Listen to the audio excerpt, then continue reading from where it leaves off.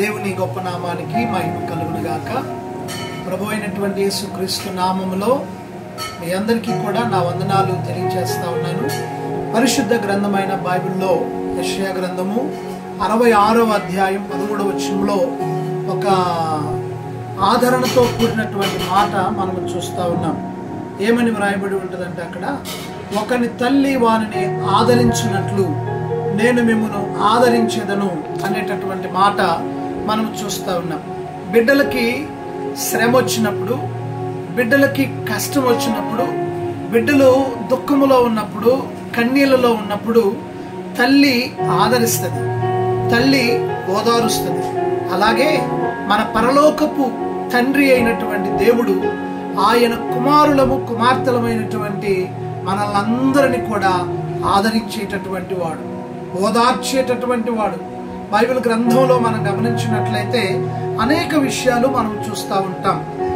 అదే యెషయా గ్రంథంలో 51వ అధ్యాయం 3వ వచనం మనం చూస్తే, యెహోవా సియోనును ఆదరించుచున్నాడు అనేటటువంటి మాటను మనం చూస్తా ఉన్నాం.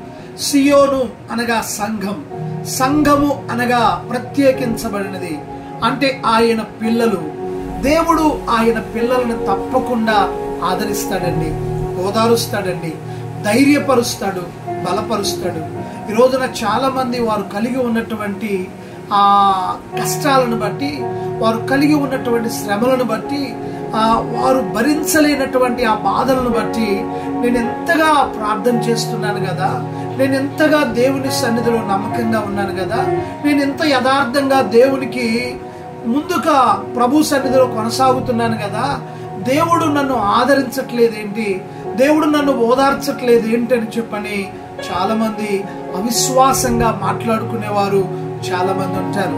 నిజంగా బిడ్డలని తల్లి దుఃఖములో ఉన్నప్పుడు ఆదరించడం ఎంత నిజమో, ఎంత వాస్తవమో, రక్షించబడినటువంటి ప్రభువును నమ్ముకున్నటువంటి ఆయన బిడ్డలను కూడా ఆయన ఆదరించడం అనేది అంతకంటే కూడా గొప్ప నమ్మకము, నమ్మాలి అనేటటువంటి విషయాన్ని నేను మీకు తెలియచేస్తా ఉన్నాను. బైబిల్ గ్రంథంలో చూస్తే 51వ అధ్యాయంలోనే యెషయా గ్రంథంలో 12వ వచనంలో చక్కని మాట ఉంటుందండి. నేనే మిమ్మును ఓదార్చువాడును. బా, ఎంత అద్భుతమైనటువంటి మాట అండి. ఆయన అంటారు, ప్రభువారు, నేనే మిమ్మును ఓదార్చువాడును. ఈ రోజున మనుష్యులు మనం కష్టంలో ఉన్నప్పుడు అంటారు, పర్లేదు, ఏం పర్లేదు, దేవుడు మీకు సహాయం చేస్తాడు, దేవుడు మిమ్మల్ని ఇదిగో జ్ఞాపకం చేసుకుంటాడు అని మనుషులు ఏం చేస్తారంటే, ఆత్మీయులైనటువంటి వారు, బంధువులైనటువంటి వారు, స్నేహితులైనటువంటి వారు మనతో మాట్లాడి మనల్ని ఓదార్చడానికి, ఆదరించడానికి చూస్తూ ఉంటారండి. నిజంగా మనుష్యుల ఆదరణ కంటే కూడా, బంధువుల ఆదరణ కంటే కూడా, స్నేహితుల ఆదరణ కంటే కూడా నిజంగా గొప్ప ఆదరణ దేవుడు అంటున్నాడు, నేనే మిమ్మును ఓదార్చువాడను అని ప్రభు మాట్లాడుతూ ఉన్నాడు. సమయంలో ఏ దుఃఖంలో ఉన్నావో, ఏ కన్నీటిలో ఉన్నావో, ఏ బాధలో ఉన్నావో, ఏ శ్రమలో ఉన్నావో, ఏ వేదనతో ఉన్నావో, ఎలాంటి ప్రతికూలమైనటువంటి పరిస్థితిలోనే ఉన్నావో, గుండెల నిండా దుఃఖమును పెట్టుకొని ఆదరణ లేక నీవు జీవిస్తున్నావేమో, ఈరోజు దేవుడు నీతోనే మాట్లాడుతూ ఉన్నాడు. నేను నిన్ను ఓదార్చువాడను అని ప్రభు మాట్లాడుతూ ఉన్నాడు. ఓదార్చేటటువంటి దేవుని సన్నిధికి నీవు వస్తావా? ఆయన సన్నిధిలో నువ్వు ప్రార్థన చేస్తావా? ఆయన సన్నిధిలో నువ్వు కన్నీరు గారుస్తావా?